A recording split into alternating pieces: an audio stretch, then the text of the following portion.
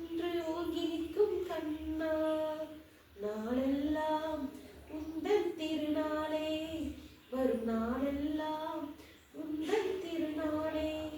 முக்கண்ணன் மைத்துனனே, மாய கண்ணனே, முக்தி தரும் சக்திக்கு சொந்த அண்ணனே, வேலவனின் மாமனான மாலவனே, திருவேங்கடத்தில் ஓங்கி நின்ற மூலவனே, வேலவனின் மாமனான மாலவனே, திருவேங்கடத்தில் ஓங்கி நின்ற மூலவனே, நாளெல்லாம் உந்தன் திருநாளே, வரும் நாளெல்லாம் உந்தன் திருநாளே.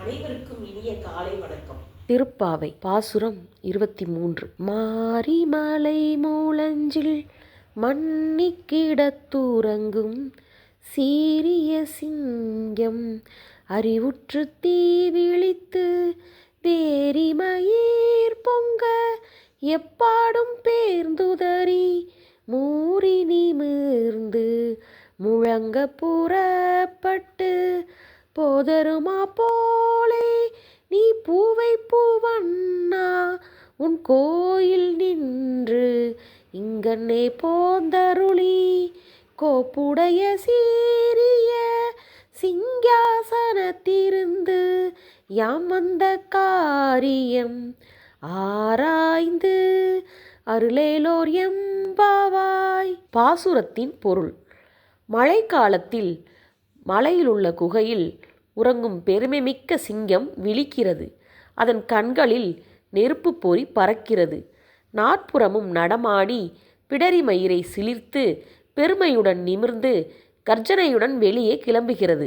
அதுபோல காயாம்பூ நிறத்தையுடைய கண்ணனே, நீயும் வீரநடை போட்டு உன் கோயிலில் இருந்து வெளியேறி இங்கே வந்து அருள் செய். வேலைப்பாடுகளை கொண்ட மிகச்சிறந்த சிம்மாசனத்தில் அமர்ந்து நாங்கள் எதற்காக இங்கே வந்தோம் என்பதை அறிந்து அந்த கோரிக்கைகளை பரிசீலனை செய்து நிறைவேற்றி அருள வேண்டும். எதிரே இருப்பவன் கடவுள் என்பதற்காக வீட்டை கொடு, பொருளை கொடு, நகையை கொடு, வாகனத்தை கொடு என நம் கோரிக்கைகளை ஆண்டவன் முன்னால் வைக்கக்கூடாது. அவை நமக்கு அமைய வேண்டும் என்ற விதி இருந்தால் நம் உழைப்பை பொறுத்து அவை இறைவனால் நமக்கு தரப்பட்டுவிடும். எனவே நியாயமான கோரிக்கைகளையே இறைவனிடம் சொல்ல வேண்டும். இதைத்தான் ஆயர்குல பெண்கள் நாங்கள் கேட்பது நியாயம் என தெரிந்தால் மட்டும் அதை கொடு என கேட்கிறார்கள். அவர்கள் கேட்டது என்ன? அந்த கண்ணனையே கேட்டார்கள். அவனோடு கலந்துவிட்டால் சோறு எதற்கு, வாகனம் எதற்கு, இதர வசதிகள் எதற்கு? அதற்கெல்லாம் மேலான பேரின்பமல்லவா கிடைக்கும். அதனால் அவனையே கேட்டார்கள் ஆயர்குல பெண்கள். நமச்சிவாய நமச்சிவாய ஓம் நமச்சிவாய, நமச்சிவாய நமச்சிவாய ஓம் நமச்சிவாய. ஹரஹர சிவனே அருணாச்சலனே அண்ணாமலையை போற்றி, சிவ ஓம் நமச்சிவாய. சிவ சிவஹரணே சோணாச்சலனே அண்ணாமலையை போற்றி, ஹர ஓம் நமச்சிவாய. அனலே நமச்சிவாயம், அழலே நமச்சிவாயம், கனலே நமச்சிவாயம், காற்றே நமச்சிவாயம்.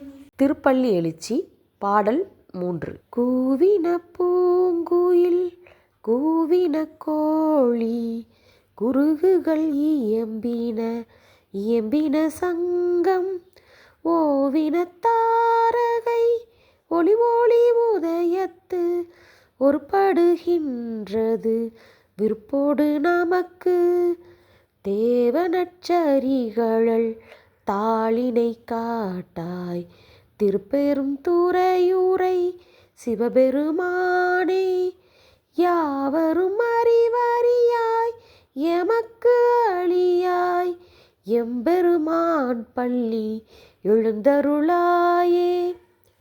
பாடலின் பொருள்: திருப்பெருந்துறையில் குடிகொண்டுள்ள சிவபெருமானே, உதயத்தை அறிவிக்க குயில்களும் கோழிகளும் கூவிவிட்டன. குருகு பறவைகளும் கிரிச்சிடுகின்றன. சங்குகள் முழங்கும் ஒலி கேட்கிறது.